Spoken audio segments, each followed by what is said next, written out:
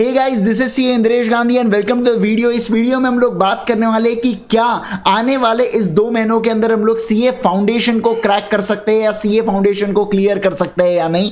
तो 60 डेज लगभग हमारे बचे हुए सीए फाउंडेशन के एग्जाम्स के लिए। तो मैं अगर बात करूं तो जैसे अकाउंट्स, लॉ, मैथ्स और इकोनॉमिक्स, ये आपको टोटल 4 सब्जेक्ट होते हैं सीए फाउंडेशन के अंदर। लॉ के साथ बीसीआर भी आपका इंक्लूडेड होता है, मैथ्स के साथ स्टैट्स और एलआर भी इंक्लूडेड होता है और इकोनॉमिक्स के साथ बीसी के भी बराबर। तो लगभग इसे 120 घंटे लगते हैं अकाउंट्स को पढ़ने के लिए, 100 घंटे लगते हैं आपको लॉ एंड बीसीआर को कवर करने के लिए, मैथ, स्टैट्स, एलआर को कवर करने के लिए यहाँ पे 130 आवर्स एंड इकोनॉमिक्स को कवर करने के लिए 100 आवर्स लगभग आपको लगते हैं सीए फाउंडेशन को। अगर इसकी टोटल की बात करूं तो 450 घंटे हमारे आते हैं। लेकिन क्या इस समय 450 घंटे हम लोग दे सकते हैं? सवाल उठता है, नहीं सर, अगर हमने 450 घंटे हम इन्वेस्ट कर दिए तो कब रिवीजन करेंगे, कैसे चीजों को कवर करेंगे? आइए बात करते हैं कि हम लोग क्या इस समय को रिड्यूस कर सकते हैं। क्या डेफिनेटली हम लोग कर सकते हैं, कैसे बताते हैं। सबसे पहली बात, मान लीजिए कोई भी सब्जेक्ट को लीजिएगा। अब ऐसा तो है नहीं कि आप बहुत ज्यादा जीरो पोजीशन में होंगे। आपको सबसे पहले डिसाइड करना होगा कि कौन से टॉपिक्स आपके कवर हो चुके हैं और कौन से टॉपिक्स आपके बचे हुए, ताकि जो हमारी प्लानिंग हो ना बेटा, वो बचे हुए टॉपिक्स के रिगार्डिंग हो। अब जैसे मान लीजिए आपका इंडियन कॉन्ट्रैक्ट एक्ट, आपका सोगा, पार्टनरशिप या ऐसे कोई, मान लीजिए सेल ऑफ गुड्स एक्ट हमारा बचा हुआ है करके। अब सेल ऑफ गुड्स एक्ट के अगर मैं रेगुलर लेक्चर्स देखने जाऊंगा तो कहीं ना कहीं 20 से 25 घंटे मेरे चले जाएंगे। तो इससे बेटर जो वन शॉट सेशंस वगैरह होते हैं यूट्यूब के ऊपर आप लोगों के लिए अवेलेबल हमने करवा दिए। तो ये जो वन शॉट सेशंस है, इंडियन कॉन्ट्रैक्ट एक्ट का 8.5 घंटे का वन शॉट सेशन है, तो आप इसको देख के अच्छी खासी एक ग्रिप प्राप्त कर सकते हो, अच्छी खासी आपको ग्रिप मिल जाती है। मैं आप सभी लोगों को बता दूं कि इंडियन कॉन्ट्रैक्ट एक्ट अगर आपका अभी तक नहीं हुआ है तो स्पेशल 26 3.0 मैं आप लोगों के लिए ला रहा हूं बेटा। कब से? 21 अक्टूबर से स्पेशल 26 3.0 मैं आप लोगों के लिए ला रहा हूं, जो इसी channel Unacademy CA foundation pro के ऊपर होता है, जहां पे इतना बड़ा इंडियन कॉन्ट्रैक्ट एक्ट को हम लोग 26 लेक्चर्स के अंदर कवर कर लेते हैं। लगभग 45 टू 50 मिनट्स की वो क्लास होती है।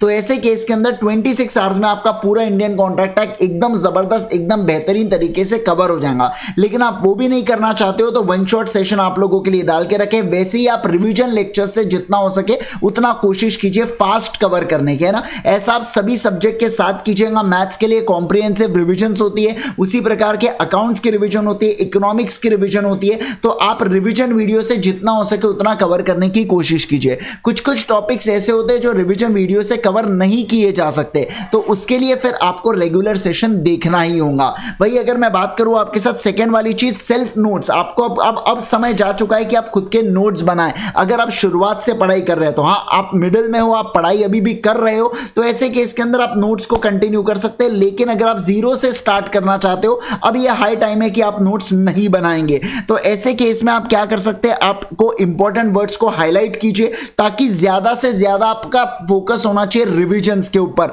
और ना कि मैंने कितने बार लिखना है या कितने पेजेस भरना है। तो ऐसे केस में आप खुद के नोट्स मत बनाएंगे। मैं लॉ और इकोनॉमिक्स से रिलेटेड ये बात कर रहा हूं। अकाउंट्स में तो आप सॉल्व करके ही प्रैक्टिस कीजिए, बराबर। यस। और जैसे कोई अगर आपका डिफिकल्ट सब्जेक्ट है, मान लीजिए आपको मैथ्स बहुत ज्यादा डिफिकल्ट लगता है, तो ऐसे केस के अंदर आपने एक ना टाइम स्लॉट बना के रख देना चाहिए। जैसे 9 PM से 11 PM तक ये टाइम स्लॉट है, तो आप ये टाइम स्लॉट बना के रख लीजिए कि ये समय में आने वाले एग्जाम तक हम लोग क्या करेंगे, केवल मैथ्स पढ़ेंगे। ताकि आपका डिफिकल्ट सब्जेक्ट जब आप रोज रोज रोज रोज प्रैक्टिस करोगे ना, तो इससे क्या हो जाता है, इससे एकदम बेनिफिट आपको काफी ज्यादा मिलता है, क्योंकि आप रोज वो सब्जेक्ट के साथ कहीं ना कहीं उसकी प्रैक्टिस कर रहे हो, तो आपकी कमांड आना चालू हो जाती है। और वही अगर आपका कोई इजी सब्जेक्ट है जिसके आपको पता है कि यार ये टॉपिक के ऊपर मेरी बहुत कमांड है, मान लीजिए लॉ हो गया, इकोनॉमिक्स हो गया, अकाउंट्स हो गया, मैथ्स हो गया, कोई भी टॉपिक हो सकता है जिसके ऊपर आपकी कमांड हो, तो उसको अननेसेसरी, अपने को एक थोड़ा सा ये होता है कि जिस टॉपिक के ऊपर अपना कमांड होता है ना, हम लोग बार बार उसी की प्रैक्टिस करते हैं, मजा आता है, अपने को आनंद आता है, बोले क्या जबरदस्त रिविजन हो रहा है। रिविजन नहीं हो रहा है, आप टाइम पास कर रहे हो वो चीज के अंदर, मैं आपको बता दूं।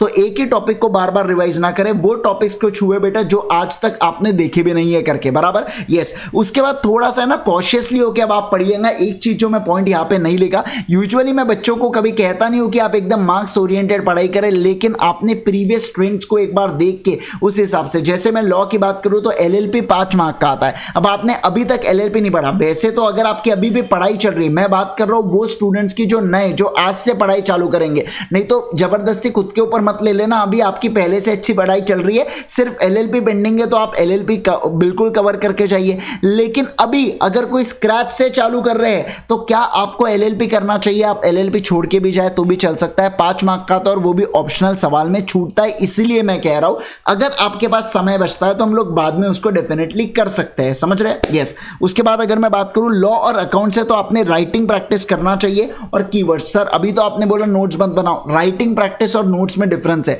राइटिंग प्रैक्टिस की बात करूं मैं आपके साथ, तो यहां पे आपने क्वेश्चन एंड आंसर्स की प्रैक्टिस करना चाहिए कि कैसे मैं प्रेजेंट करूं आंसर को, मैं आंसर को कैसे सामने, अगर मतलब अगर कोई क्वेश्चन आता है तो मैंने उसको कैसे प्रेजेंट करना चाहिए, क्या प्रोविजन को लिखना चाहिए, वो सारी चीजों के रिगार्डिंग राइटिंग प्रैक्टिस की जाती है।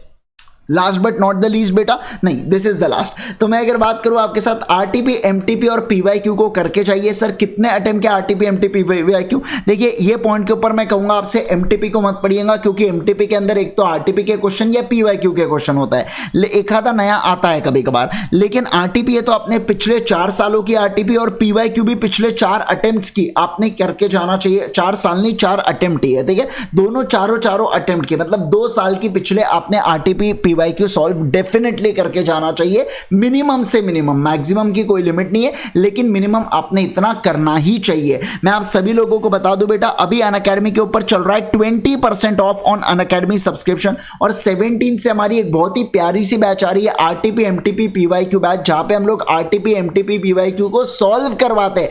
सर एक सब्जेक्ट की सारे सब्जेक्ट मैथ्स और इकोनॉमिक्स के आपके पोल्स होते हैं, MCQ क्विजेज होती है। तो ये बहुत ही अमेजिंग सी बैच चालू हो रही है अनअकैडमी के प्लेटफॉर्म के ऊपर। अब अगर आप इस बैच को एक्सेस करना चाहते हैं तो आप 2 प्रकार से सब्सक्रिप्शन ले सकते हैं, एक प्लस और दूसरा आइकॉनिक। प्लस के अंदर आपको ये सारे बेनिफिट जैसे live class, weekly test, structured courses, unlimited access, same चीज है आइकॉनिक में। उसके अलावा personal guidance, study planner, test analysis, expert guidance और स्टडी मटेरियल मिल जाता है। जब भी आप अनअकैडमी का सब्सक्रिप्शन ले, आप यहाँ पे IG सर कोड का प्रयोग कर सकते हैं फॉर मैक्सिमम पॉसिबल डिस्काउंट।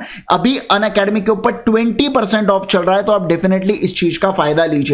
कि अगर मैं बात करूं आपके साथ बेस्ट, अगर आप कोई इन्वेस्टमेंट करना चाहते हैं तो बेटा वो है कौन सा, वो है 2 मंथ्स का, वो सॉरी 2 मंथ्स का सब्सक्रिप्शन आप ले सकते हैं प्लस के रिगार्डिंग। और उसके अलावा अगर मैं बात करूं आपके साथ तो 24 मंथ्स का आप कॉम्बो सब्सक्रिप्शन भी ले सकते हैं प्लस का, क्योंकि जो जनवरी में वार्म अप बैच आती है आपके अटेम्प्ट के बाद और आपके रिजल्ट से पहले जो बैच चालू होती है अनअकैडमी के प्लस प्लेटफॉर्म के ऊपर, आपको इस बैच का भी एक्सेस मिल जाता है, राइट। तो ये चीजें थी बेटा जो आपको मुझे बतवाना था। होप सो ये वीडियो आप लोगों के लिए बहुत ज्यादा यूजफुल था, इसे जरूर ज्यादा से ज्यादा लोगों के साथ शेयर कीजिए। Till then thank you so much once again, बढ़िया तरीके से पढ़ते रहिए। Happy studies everyone, bye bye, take care.